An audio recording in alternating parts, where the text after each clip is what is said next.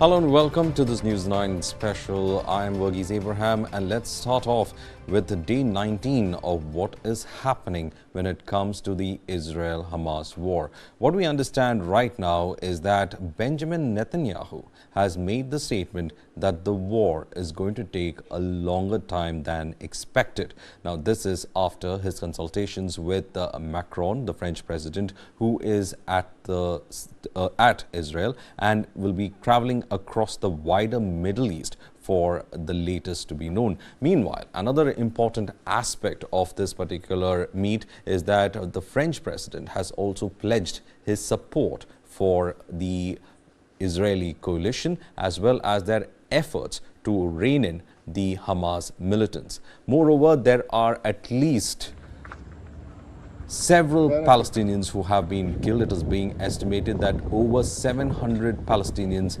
must have been killed in the overnight raids. This is according to information coming in from the Hamas.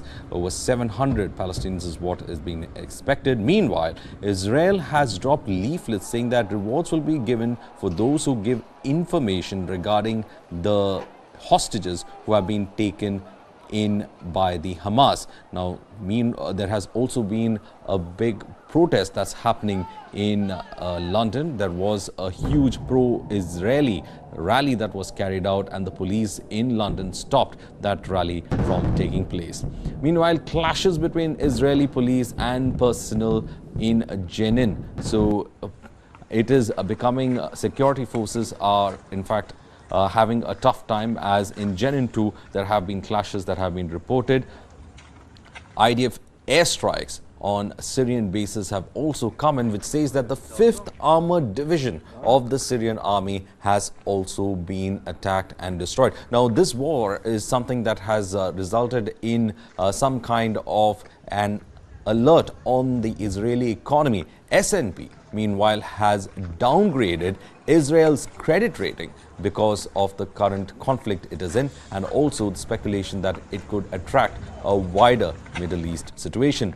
Meanwhile, President Biden and Saudi Crown Prince Mohammed bin Salman have discussed the issues regarding the Israel-Hamas war, and they have looked at the possibility of what could be a roadmap towards peace. But the entire issue over here has been how to bring Israel and Hamas onto the negotiating table.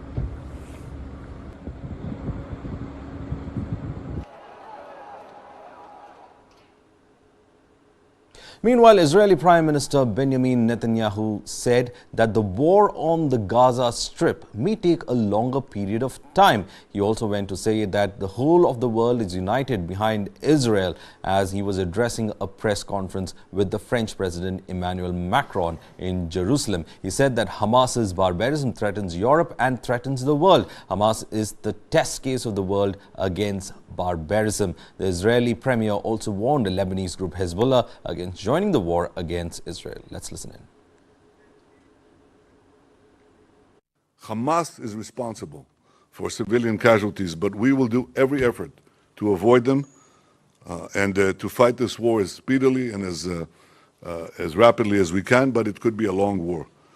When this is over, the people of Israel will rebuild their communities, and the people of Gaza will no longer live under Hamas tyranny. But first, there's one condition for anything that could happen and the good things that could happen once this war is over. And that condition is that Hamas must be destroyed.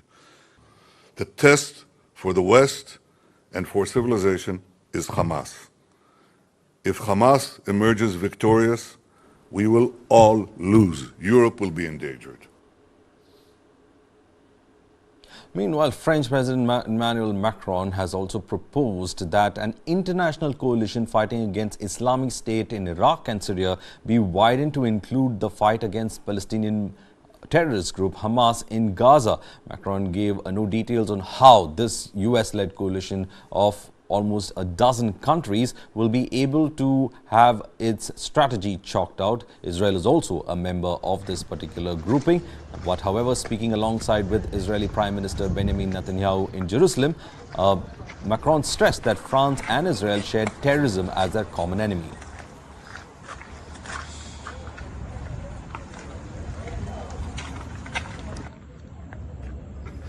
Cette cause est juste, point final. The fight must be merciless, but not without rules, because we are democracies which fight against terrorists, democracies which therefore respect the laws of war and ensure humanitarian access, democracies which do not target civilians or Gaza or anywhere. Respect for the population requires, in this case, to allow access to aid, to restore, and we have spoken about this at length, in great detail, to restore electricity for hospitals, for the sick and the injured, without allowing this electricity to be used to wage war. La coalition internationale contre Daesh. Meanwhile, Prime Minister Rishi Sunak of the United Kingdom addressed the hospital attack that took place on Gaza in the British Parliament. Sunak said that the missiles fired at the hospital didn't come from Israel, but they likely came from within Gaza itself. He added that the misreporting of the incident created negative ripple effects in the region. Let's listen in. We have taken care to look at all the evidence currently available. Mr. Speaker, I can now share our assessment with the House. On the basis of the deep knowledge and analysis of our intelligence and weapons experts, the British government judges that the explosion was likely caused by a missile, or part of one, that was launched from within Gaza towards Israel. The misreporting of this incident had a negative effect in the region, including on a vital US diplomatic effort and on tensions here at home. We need to learn the lessons and ensure that in future there is no rush to judgment. Meanwhile, it has been said that more than 700 Palestinians were killed overnight by Israeli airstrikes. Gaza's Hamas-run health ministry said that the highest 24-hour death toll in Israel's 2-week-old total siege is what has happened last night. Now, as pressure is growing for aid to be allowed into the enclave, has been one of the factors that has been pushing for more humanitarian ways of getting that aid, and also to reduce the airstrikes in certain regions. Also being said that Israel has dropped tons of bombs and reduced Gaza in many parts of its neighborhoods to rubble. But however, it is being said that the IDF continues with its operations, and many of the high-rises that the IDF suspected was used for rocket launches or for any other kind of Hamas operations are the ones that are being targeted right now.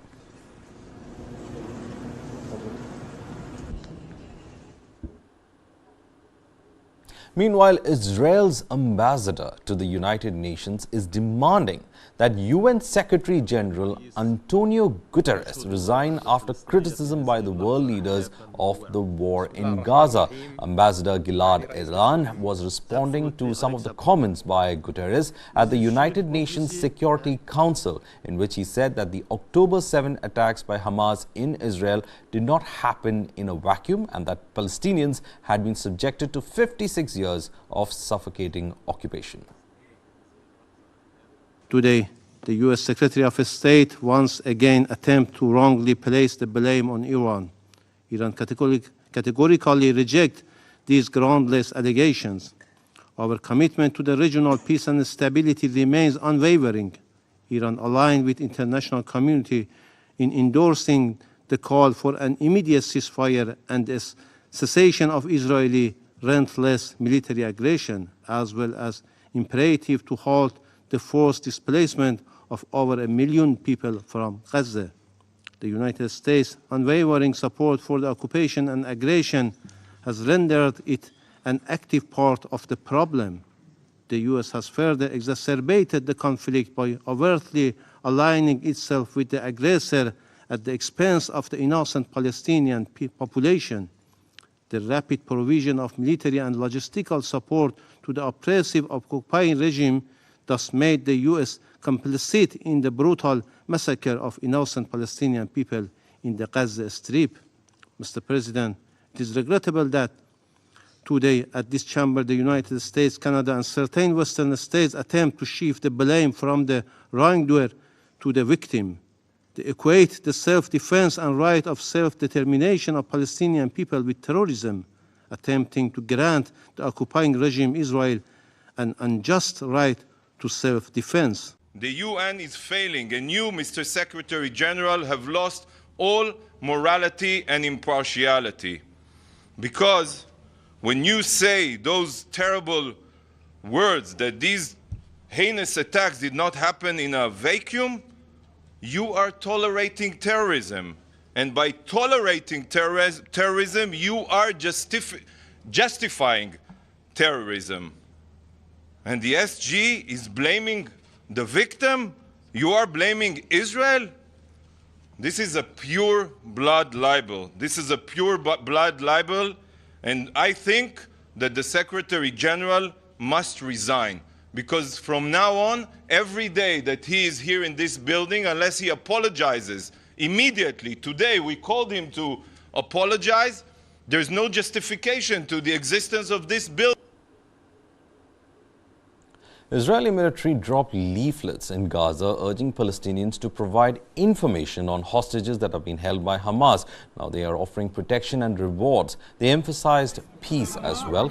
Despite this, residents tore up the leaflets, resisting Israeli actions. Israeli forces await orders for a ground invasion to rescue the hostages. Hamas released some of the hostages, promising more when conditions would permit them to do so. Situation remains quite tense in the Gaza region. These are the leaflets that were put down by the IDF. They were dropped into Palestinian neighborhoods and asked Palestinians to give some kind of information as possible on the hostages. And you can see it is written in Arabic and dropped with a QR code, probably giving in the possibility of communicating the information as well. And here we can see the Palestinians in fact tearing it apart, and this has also resulted in quite a tense situation in the Gaza Strip area.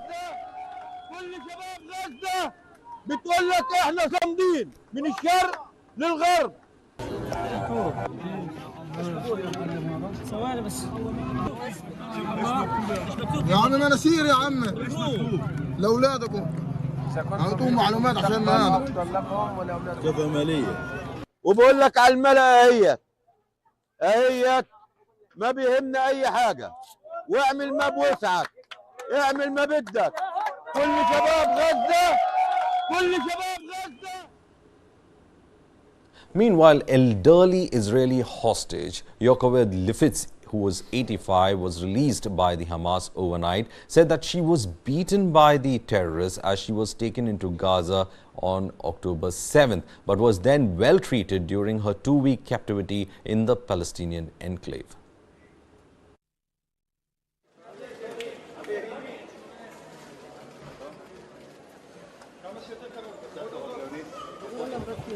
They shot at our homes, hit people. They kidnapped some of them like me.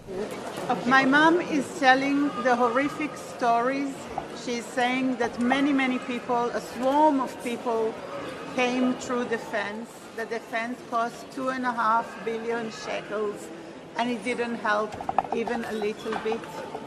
My mom is saying that she was taken on the back of a motorbike with her body, with her legs on one side and her head on another side, that she was taken through the plowed fields with a man in front on one side and a man behind her, and that while she was being taken, she was hit by sticks by Shabab?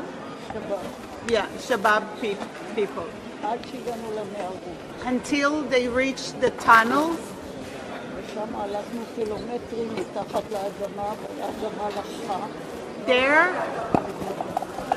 There they walked for a few kilometers on the wet ground.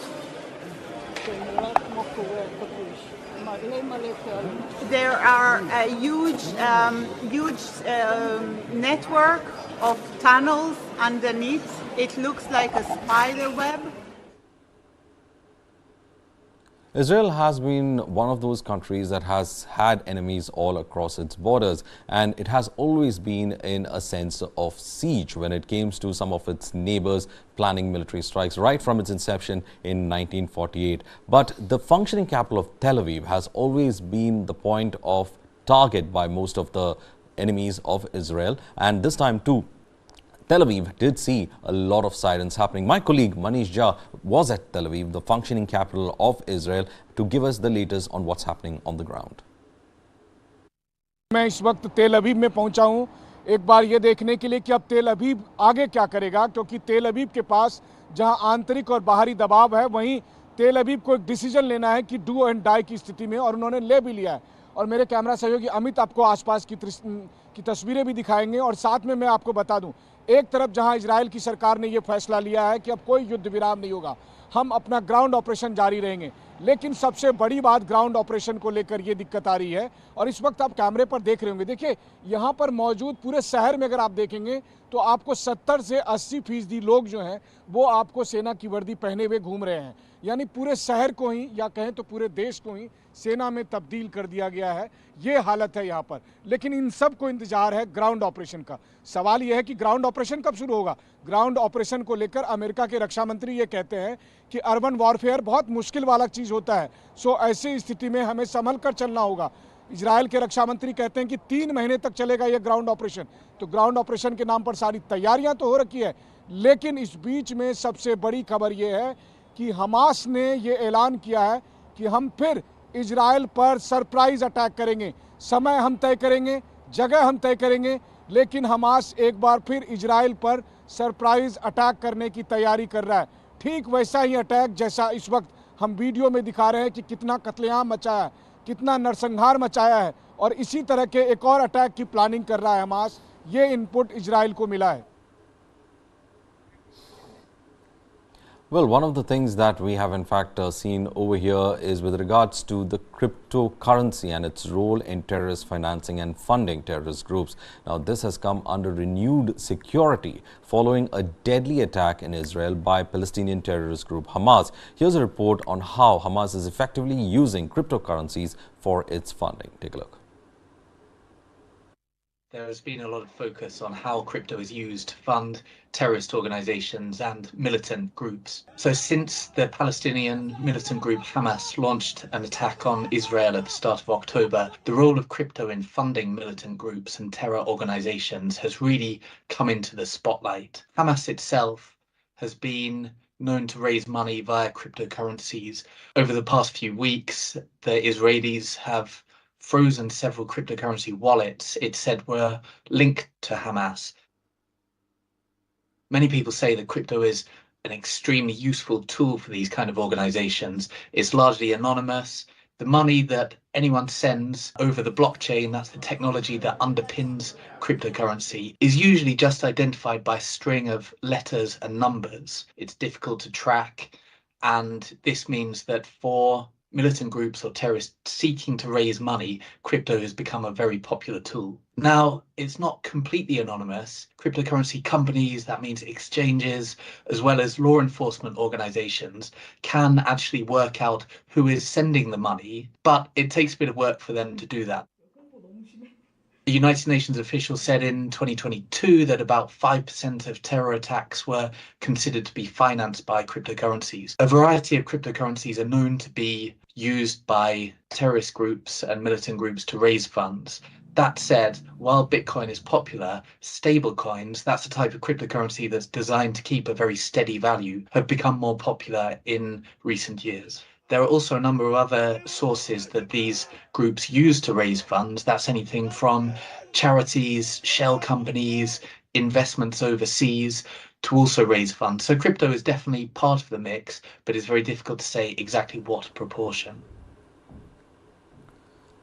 Well, the United Nations Security Council meeting on the Middle East was held, and there were comments that were given by the foreign ministers from Israel as well as the Palestinian Authority. Let's listen in. We are here today to stop the killing, to stop the massacres being committed against the Palestinian people. The ongoing massacres being deliberately and systematically and savagely perpetrated by Israel, the occupying power, against the Palestinian civilian population under its illegal occupation must be stopped. The Security Council has a duty to stop them. The international community is obliged under international law to stop them. It is our collective human duty to stop them. Now, Continued failure at this council is inexcusable. Hamas are the new Nazis. Just as the civilized world united defeat the Nazis, just as the civilized world united to defeat ISIS, the civilized world has to stand united behind Israel to defeat Hamas. The birth of the State of Israel, 75 years ago, I hear the call for proportionality. I hear the calls, as said before, for a ceasefire. Tell me, what is a proportionate response for killing of babies, for rape women and burn them, for beheading of a child? How you can agree to a ceasefire with someone who swore to kill and destroy your own existence? How? Well, in the latest developments concerning the conflict in the Middle East, Russian Foreign Minister Sergei Lavrov has expressed concerns about unilateral moves exacerbating the situation. Lavrov stressed that when one state takes unilateral initiatives, it increases the overall risk and dangers of the conflict escalating further. He highlighted that the immediate priorities should include arranging a ceasefire, addressing humanitarian issues, and establishing a mechanism for peace based on the two-state principle. Lavrov also underscored that the United States had suspended the activities of the Middle East Quartet, and at present there is no alternative entity that all parties find acceptable. Соединенные Штаты уже находятся в ряду лидеров, тех, кто уже вмешивается. The United States is already at the forefront of those intervening. This includes sending 2 aircraft carrier groups and several thousand combat soldiers, as I understand it, with all the necessary weapons, including heavy weapons, to the conflict zone. And the more such proactive steps there are on the part of any state, the higher the risk, the higher the danger that the conflict will escalate. We are convinced that the first and absolutely integral step should be a ceasefire, resolving humanitarian issues and facilitating the departure of foreign citizens from the Gaza Strip. And then, of course, we will need a mechanism that should consider the situation in a broader context. The entire international community, and this still remains a fact, has confirmed and continues to confirm its commitment to the principle of two states, the so-called two-state solution to the problem. When two states, Israel and Palestine, two full-fledged sovereign states, will live side by side in good neighborliness, peace and security. The United States simply stopped the work of this quartet, and now there is no other authority that would be acceptable to everyone. So if Anthony Blinken has any bright ideas in this regard, we do not know about them. I am convinced that alone, as the United States tried to do for many years, no one will reconcile the Palestinians and Israelis. Now let's take a look at how certain countries are being sucked into this conflict in West Asia. Now there is this big question about what is the role of Iran. Iran's dangerous game in the Middle East is at play. What Iran is trying to do is that Iran's axis of resistance is present in Iraq, Lebanon, Syria and Yemen. Now Iran is said to be preying on those countries with unstable polity, which is to say that there are several ethnic groups and religious groups. Now Iran is said to be funding Hamas and Hezbollah to create instability in the Middle East. These two organizations, one of course in the Gaza Strip and the other in southern Lebanon, has been Iran's proxies. Iran is interested in a shadow war with the West using its proxies and not interested in a direct escalating war with the entire West. So Iran has been fighting in the shadows when it comes to the game in the Middle East. Iran capitalizes on Hamas's atrocities to mobilize the Axis units. It is being said that Iran has been able to get several recruits, showing Hamas being able to carry on with its vendetta programs. Now, Iran has been pushing Hezbollah in Lebanon to open a front with Israel. The idea behind this is to in fact take off pressure from the Hamas, which is facing the onslaught of the IDF's full strength. Now, Iran is also enticing Shia militants in Syria to escalate the conflict. Syria, again, is completely unstable. Only a section of that country there is some restoration of its original government's authority. Meanwhile, regional turmoil means more cash for Iran. That is to say, there are donations coming in, and at the same time, rising oil prices is something that benefits Iran in the longer run. So oil prices rising rapidly ever since the Israel-Hamas war has begun. So it's a dangerous game that is being played by Iran in the Middle East. Iran wants to derail, meanwhile, the growing Arab-Israeli relationships. Many of the Sunni Arab countries have been trying to restore their relationships with Israel and accept Israel as a reality. Egypt already has a very close ties, and so does Jordan. Meanwhile, Saudi Arabia was also looking to restore some kind of relationship with Israel. Meanwhile, Iran advised Arab states to impose an oil embargo on Israel. This is to, in fact, bleed the country of its fuel resources. And at the same time, Iran has envisaged on increasing influence in the Islamic world. Now, Iran has been trying to take up the mantle from Saudi Arabia, but there are other nations like Turkey, which is also being carrying on with it. Meanwhile, another country that is caught up in this is Lebanon. Lebanon has been caught up completely in the middle of this fight. Lebanon has been caught up in the fight and fears that it could become the sacrificial pawn in this war, and that it could be the one who's paying the heavy price. Lebanon is wary of Israel using United States covers to strike them. Lebanon has always been concerned about its porous southern border and at the same time tense border at the same time, and Shias form the biggest sect in Lebanon. Shias are in fact considered to be one of the most important elements there, but 17 other denominations make up the majority in Lebanon, and none of them are in favor of a war with Israel right now. So that is the kind of big catch that we are looking at. Most of them are non-Shia denominations who are opposing the war from Lebanese side.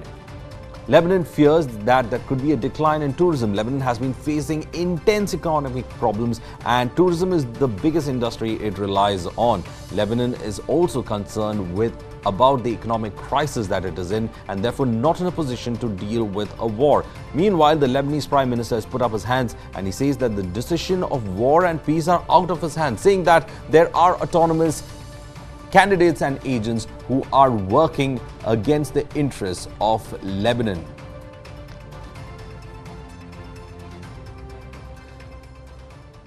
The other big question is, can this conflict spread to a wider war? US might get involved if Iran's proxies attack Israel. This is a possibility that could in fact happen. America, meanwhile, is unlikely to attack Iran directly at first. A wider war will lead Iran to become more autocratic and isolated.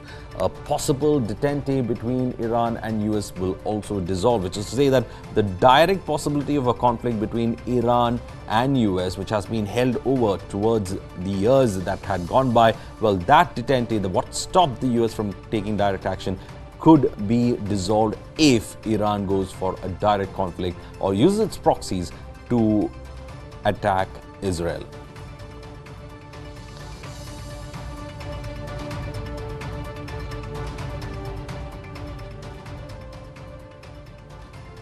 Meanwhile, as Gaza claims of 700 Palestinians dead, the international pressure for unrestricted aid to Gaza has increased. In response with this, US appeal for a humanitarian pause in the Israel-Hamas war, as US National Security spokesperson John Kirby says that a ceasefire at this stage will benefit Hamas. Listen to what Kirby had to say. As I said from the beginning, we want to see all measure of protection for civilians, and pauses in operation is a tool and a tactic that can do that for temporary periods of time. So does that mean that is not the same as saying a ceasefire? Again, right now, we believe a ceasefire benefits Hamas. We have said, continue to say, that fuel is an important commodity for life and sustainment in Gaza for the Palestinian people that are still there. And we know that fuel is a precious commodity that's running out, and you need it for generators in hospitals. You need it to run the desalination pumps so that you can drink fresh water and not seawater. All of that is important. And so we're going to continue to work with partners in the region. We're going to continue to push for for fuel to get in. Now, look, that said, I said this again yesterday, we certainly understand Israeli concerns about the possibility for Hamas to abscond with fuel and use it for their own purposes and not allow it to be used in hospitals and desalination plants. Meanwhile, the European Union's foreign ministers failed to reach an agreement at a meeting and recommended a humanitarian pause to allow aid to reach Palestinians in Gaza as Israel continues its airstrikes on the besieged territory. UN Secretary General Antonio Guterres called for an immediate humanitarian ceasefire last week, but EU ministers have discussed that Foreign Affairs Chief Joseph Borrell called a less ambitious humanitarian pause is what could be probably in the offing. Let's listen in. The humanitarian situation, it's not me who's going to explain you what you can watch at the TV screens. It's very dire, and the only thing that we can do is to ask for a humanitarian pause and to increase the access of the humanitarian support. This is what is in our hands, and that's what we are doing. We're engaging all our political capacity, financial resources, logistic capacity in order to make the humanitarian support to reach the border, to go into Gaza, and to make pressure in order to ask for the respect of the law of the war. This is what is in our hands, and that's what we are doing. Well, moving on, China's defense minister has been sacked. What we are trying to in fact understand is that in that secretive country, wonders are never to cease. In China, the country has now sacked General Li Shangfu as defense minister. This is China's second leadership shakeup in 3 months. Reports are coming in on the sacking from Xinhua, which is reporting on the matter. Li had been removed without explanation. It came after weeks of speculation over the fate of US-sanctioned general, who had not been seen in public for a very long time, since the end of August. The decision to remove him was approved by the National People's Congress Standing Committee. Li is the second minister to be abruptly removed since Xi Jinping began his unprecedented third term as the party's leader last October. Qin Gang was replaced as the foreign minister in July by his predecessor Wang Yi after a similar unexplained withdrawal from public engagements. The reason for Qin's removal is still not known. The US-sanctioned general's fall follows weeks of speculation that he would meet the same fate as former foreign minister Qin Gang.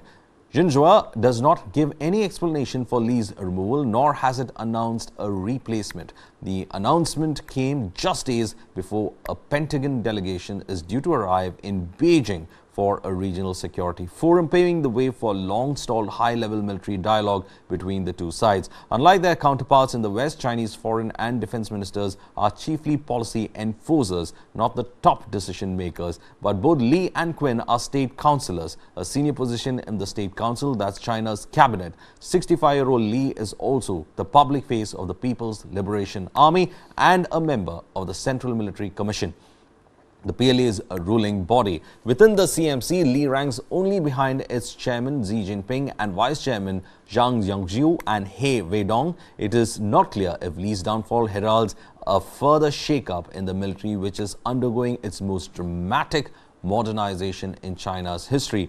President Xi has set a target for PLA to become a world-leading fighting force by 2049, which means reaching parity with the United States.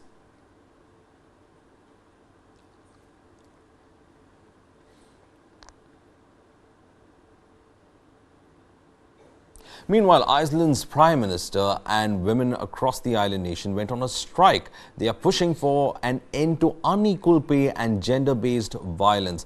Icelanders woke to all the mail news teams announcing shutdowns across the nation. Schools closed down, public transportation was delayed, hospitals had fewer workers and hotel rooms were uncleaned.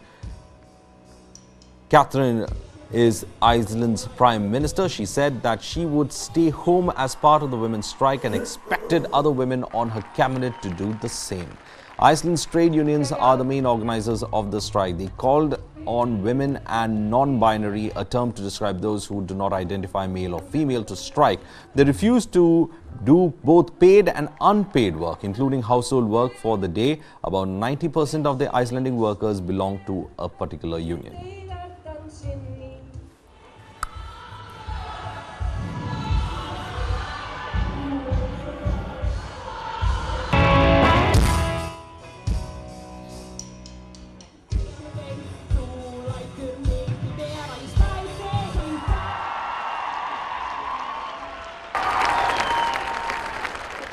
In what can be termed as a unique protest, women in Iceland are striking. They are refusing to do both the official work that they have been assigned with and household work, and not receive the kind of pay that they are supposed to get. And of course, the effects are seen across Iceland. Hotels, factories, offices are abandoned. Schools have to be shut down as well. And the Prime Minister herself of Iceland is striking, along with the non-binary and women in the country.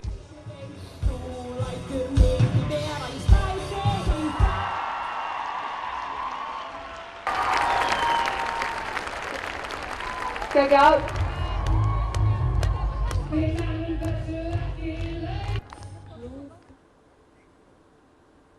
Delhi's residents can breathe a sigh of relief as the city's air quality registered a significant improvement, landing in the moderate category. According to the data from Ceasefire India's System of Air Quality and Weather Forecasting and Research, after months of dealing with poor air quality and hazardous conditions, the shift to moderate air quality is a welcome change for the national capital. My colleague has a ground report. Let's take a closer look at what's happening.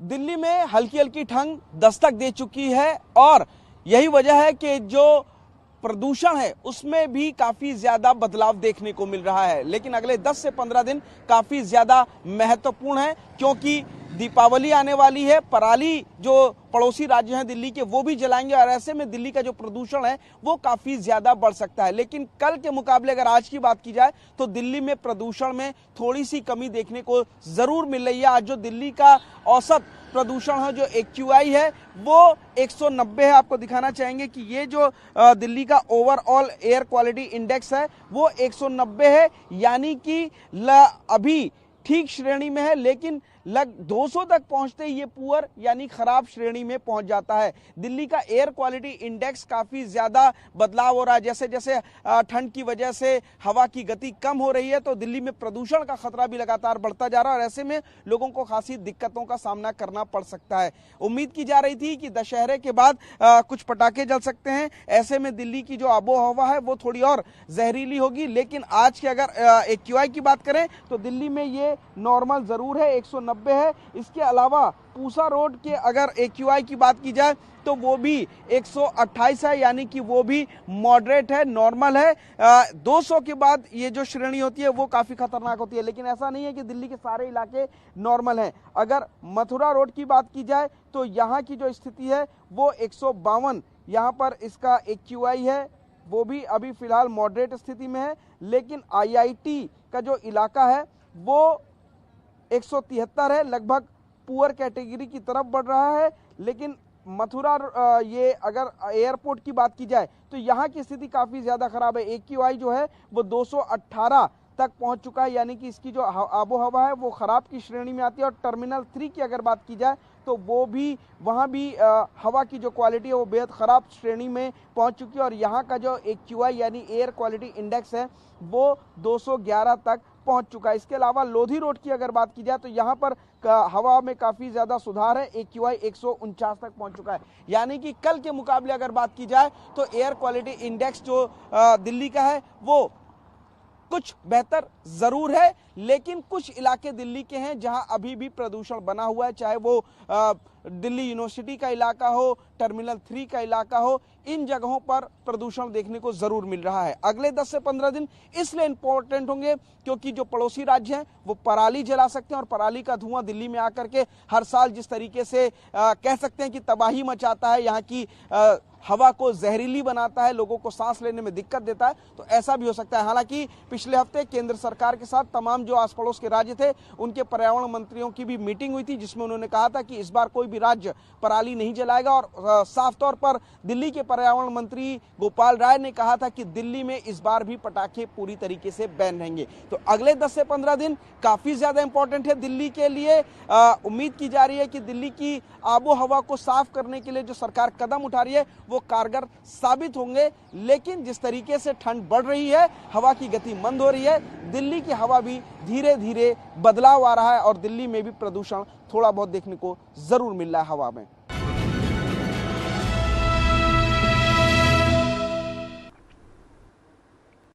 We've been tracking on what is happening with regards to climate change and how it is playing havoc across the world. In the last 12 months, throughout September, U.S. Customs and Border Protection has lodged around 60 migrant deaths due to extreme heat in the El Paso sector. Now, this is triple the same period a year ago. Shockingly, the temperature during this August had reached around 100 degrees in that area, whilst in Texas, it has been marked by 44 days in a row. 60 migrants had died because of the heat wave. Almost on a daily basis. This body looks like it's been here probably a little bit more than a week. You see the bodies right up against the mesquite bush, probably trying to get some shade at some point. But you can see behind me, we're not maybe 3 to 5 miles away from the city, and this is what happens. When these migrants are coming from very humid climates like Honduras, Venezuela, Colombia, and they're coming into the desert, they're not acclimated to this dry heat. And so when they're in the desert and then they start getting disoriented and can't find their way out of the desert, then they're sweating a lot, and then they go into severe heat exhaustion and then eventually into heat stroke. Meanwhile, the Bolivian Santa Cruz Department issued a red sanitary alert and cancelled school attendance after fires across the region caused heavy pollution. The Santa Cruz government issued a red sanitary alert due to dangerous air quality caused by fires raging in the soy-rich department. This is what the local media has reported as of now on what is happening in Santa Cruz. Media outlets also reported that Bolivian Minister of Education Edgar Parry cancelled schools in Santa Cruz to protect children and recommended that people use face masks when they move out of the country, as well as when they move out into the wilderness as well. Estamos en la ciudad de Santa Cruz y otros contextos afectados con estos incendios, suspendamos las labores educativas porque así de alguna manera vamos a evitar muchos riesgos de salud, particularmente de nuestras niñas, niños que son los más vulnerables. El problema es el entorno de la ciudad, donde hay chaqueo y donde hay quemas indiscriminadas, y lo que queremos ahora es con los alcaldes tomar unas acciones inmediatas, activar los COEN municipales para que podamos así ver qué necesidad tenemos en la parte operativa, logística y comenzar a actuar.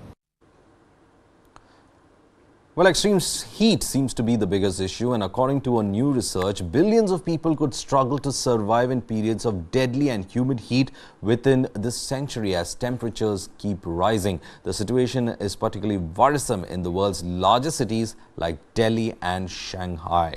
The study has found that the world is on track for a 2.8 degrees Celsius of warming by the year 2100. Listen in to what we know is going to happen when this complete warming takes it by degree, and how it is going to be difficult, especially in these big cities.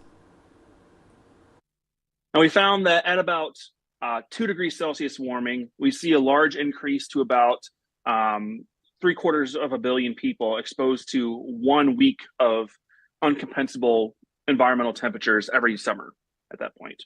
Once you get to about 3 degrees Celsius, that's where we start to see the emergence of a month of these temperatures for a significant part of the population, about 500 million people every year.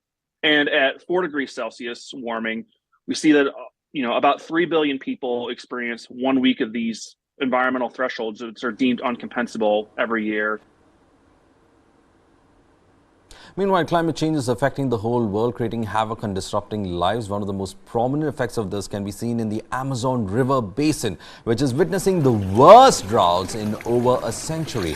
Amazon River, which is the world's largest, has hit record low water levels due to the intense droughts. The drought has also exposed ancient carvings on the rocks outcropping along the Amazon River. As per researchers, these carvings are more than 2,000 years old and consist of human faces sculpted into stone.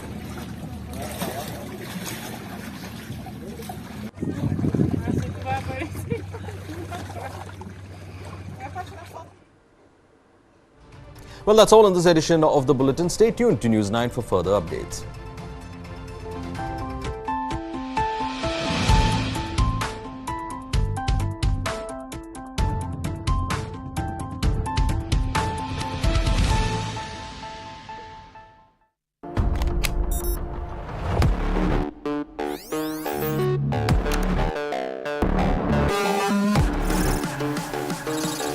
ChatGPT. It can generate codes and human-like responses through text, writes